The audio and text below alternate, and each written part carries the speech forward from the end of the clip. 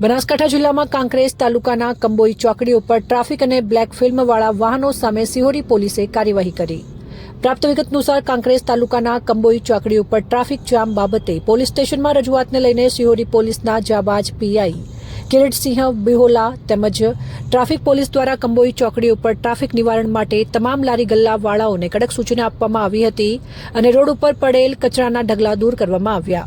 જો કે હાલમાં ઉત્તરાયણ પર્વ નજીક આવી રહ્યું હોવાથી બાઇક ચાલકોને ફરજિયાત હેલ્મેટ પહેરીને સ્ટેરિંગ પર સેફટી સ્ટેન્ડ લગાડવામાં આવે તે કહેવામાં આવ્યું હતું અને સાથે સાથે બ્લેક ફિલ્મવાળા વાહનો સામે દંડનીય કાર્યવાહી કરી બ્લેક ફિલ્મ ઉતારી દીધી હતી અને દંડ ફટકાર્યો હતો। ત્યારે શિહોરી પોલીસની કંબોઈ ચોકડીના વેપારીઓ તેમજ રાહદારીઓએ બિરદાવી હતી અને લોકજાગૃતિ માટે પોલીસની કામગીરીની પ્રશંસા કરવામાં આવી રહી છે।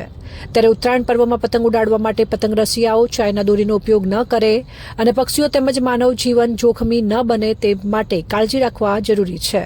અન્યથા કોઈ માતાનો દીકરો, કોઈ બહેનનો ભાઈ કે પછી કોઈનો ભરથાર આવી ચાઇના દોરીનો ભોગ ન બને તેવા ઉમદા પ્રયત્નો કરવામાં આવી રહ્યા હતા।